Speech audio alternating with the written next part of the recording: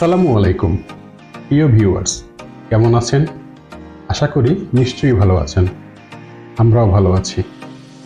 আজ আমরা ঘরোয়া পরিবেশে ব্লুসান কাঁকড়া রান্না করব, সেই ভিডিওই আপনাদের মাঝে উপস্থাপন করছি। আমরা নিয়েছি 4 পিস সমুদ্রের ব্লুসান কাঁকড়া, যার ওজন ছিল 1 কেজি। আর কথা না বাড়িয়ে চলুন শুরু করা যাক। আমরা কাঁকড়ার বডি হতে পাগুলো ছাড়িয়ে নিচ্ছি। আকারে বড় হওয়াতে পাগুলো একটু শক্তই ছিল, যার জন্য হাত দিয়ে ছাড়াতে খুব কষ্ট হচ্ছিল।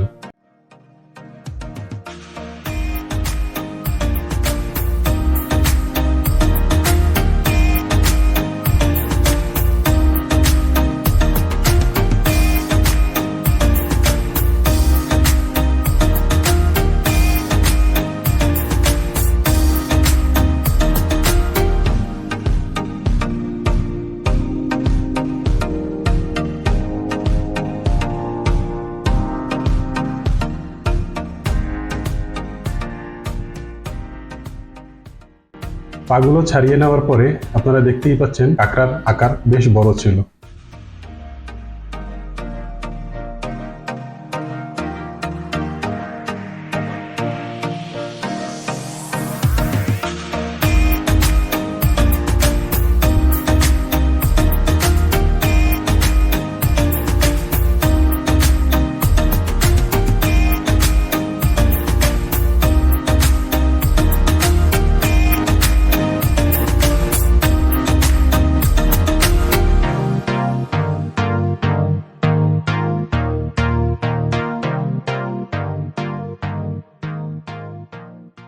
কাঁকড়া সমুদ্রের নিচে থাকে, তাই অনেক সময় কাঁকড়ার পায়ে বা কাঁকড়ার বডিতে ময়লা থাকতে পারে। সেক্ষেত্রে আমরা একটা টুথব্রাশ নিয়েছিলাম, যা নিখুঁতভাবে পরিষ্কার করার জন্য উপযোগী। আপনারা একটু সময় নিয়ে আমাদের মতো পরিষ্কার করবেন, তাহলে রান্নার পরে আর ময়লা থাকবে না।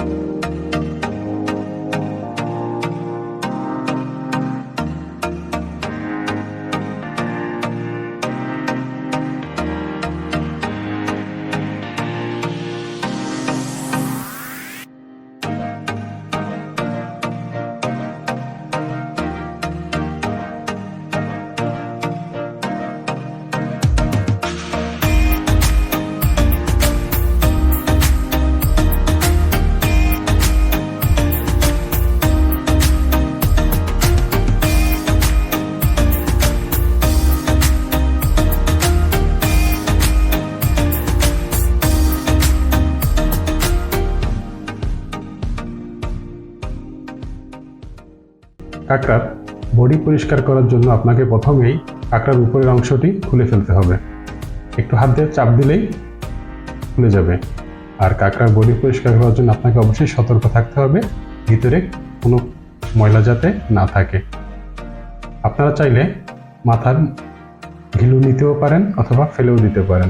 যত সময় নিয়ে আপনারা কাঁকড়া পরিষ্কার করবেন, ততই জীবাণুমুক্ত হবে।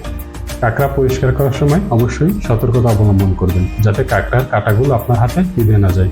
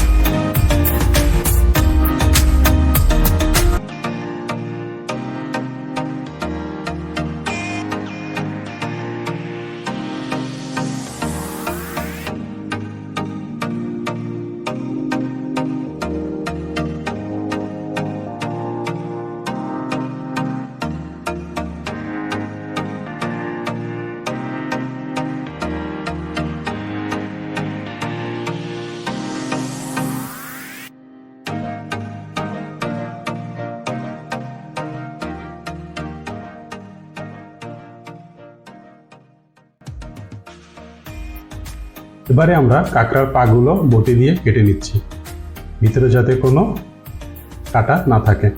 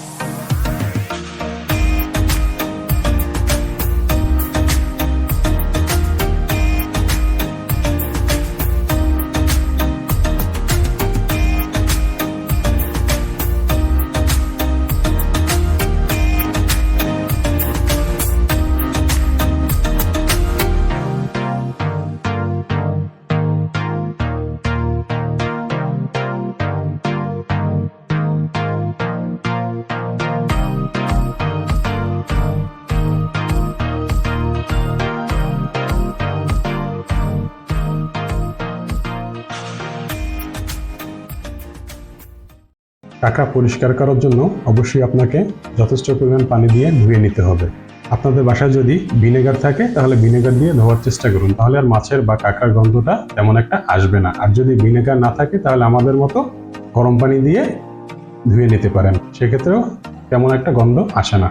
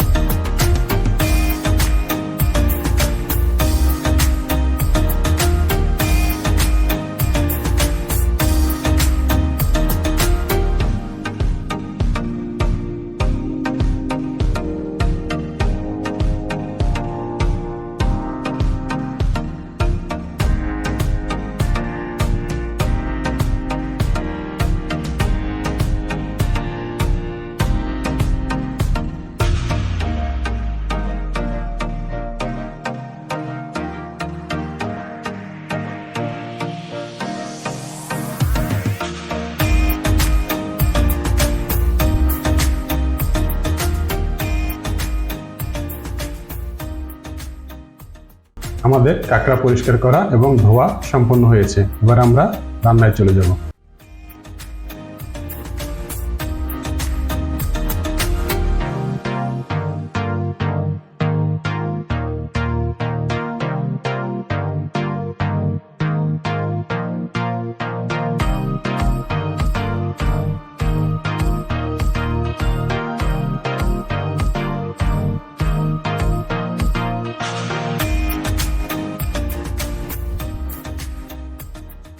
তেলে ভাজি করার জন্য আমরা প্রথমে হলুদের গুঁড়া দিয়ে সম্পূর্ণ কাঁকড়া মিশ্রণ করে নেব।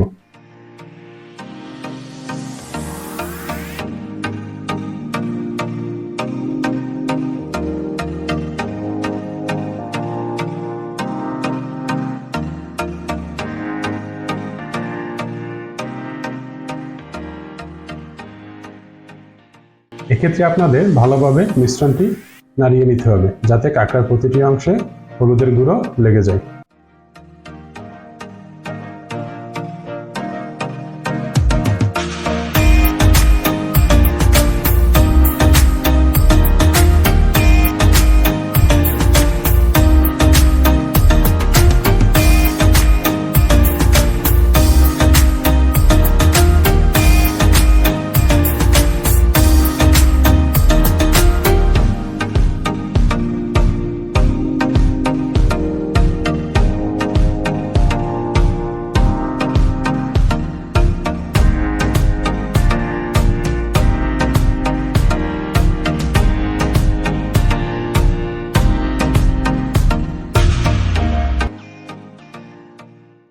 প্রথমেই আমরা চুলোতে সরিষার তেল দিয়ে দেব। আমরা সরিষার তেল দিয়ে আজ কাঁকড়া ভাজবো। সরিষার তেল দিয়ে খেতে অনেক সুস্বাদু লাগে।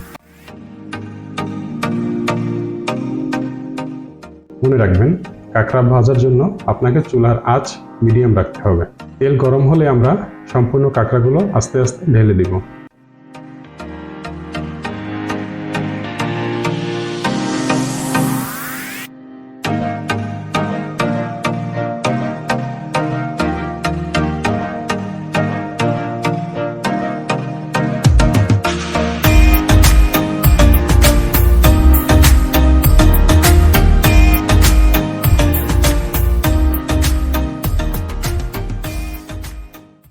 এবং মিডিয়াম আঁচে নাড়তে থাকবো যাতে পুড়ে না যায়।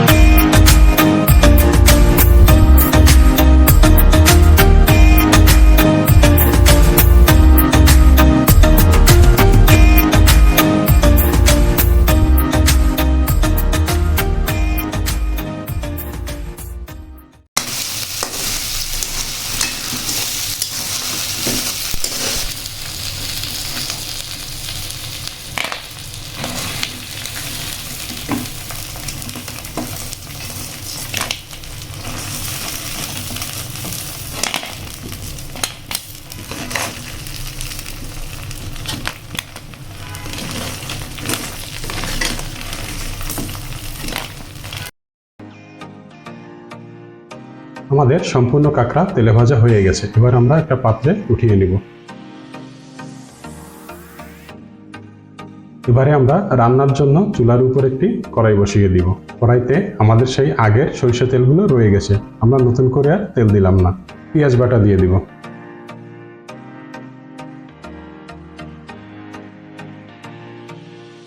এরপরে রসুন বাটা,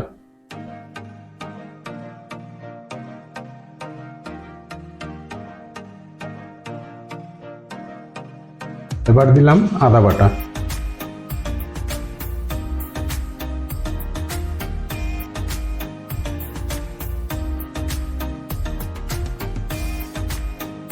এরপর দিয়ে দিব হলুদের গুঁড়ো,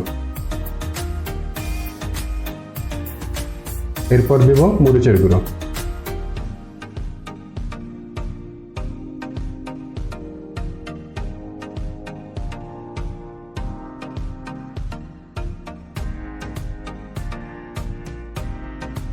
এবার দিব সকল মশলার গুঁড়ো।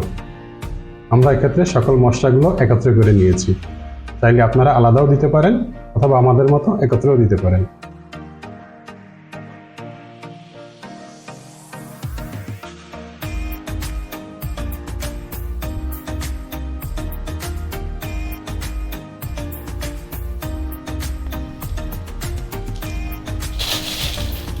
দিয়ে দিয়েছি গোটা মশলা।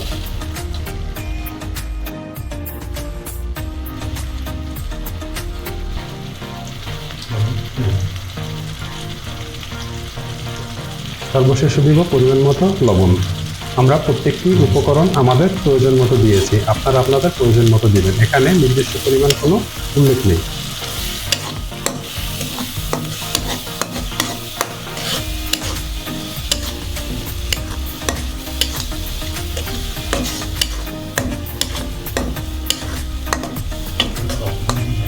এবারে সকল উপকরণগুলো একসাথে নাড়াচাড়া করব যাতে পুড়ে না যায়।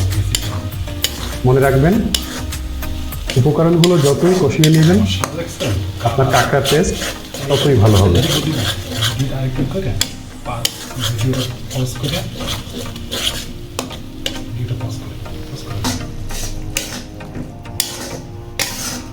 মশলা শুকিয়ে গেলে আপনারা পানি দিয়ে নরম করে নিতে পারেন।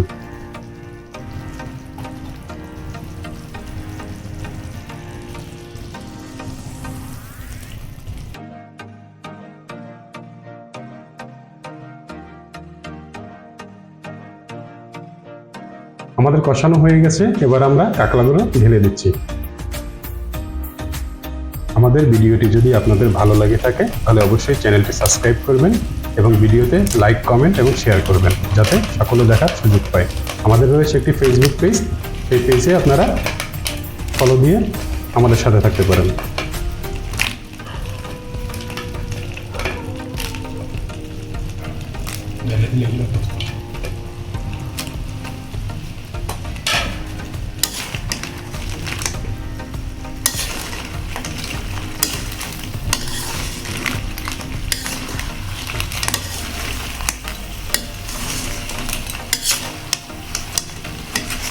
কাঁকড়াগুলো মশলার সাথে এমনভাবে মেশাতে হবে যাতে মশলা কাঁকড়ার প্রতিটি অংশে সমানভাবে মিশে যায়।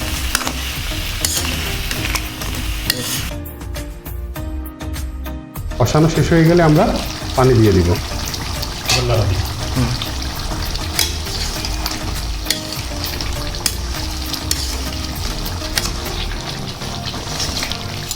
সর্বশেষে আমাদের কাঁকড়া রান্না করা শেষ হয়ে গেছে, এবার আমাদের পরিবেশনের পালা। আজকের ভিডিও এ পর্যন্তই। ভালো থাকবেন সবাই। আসসালামু আলাইকুম।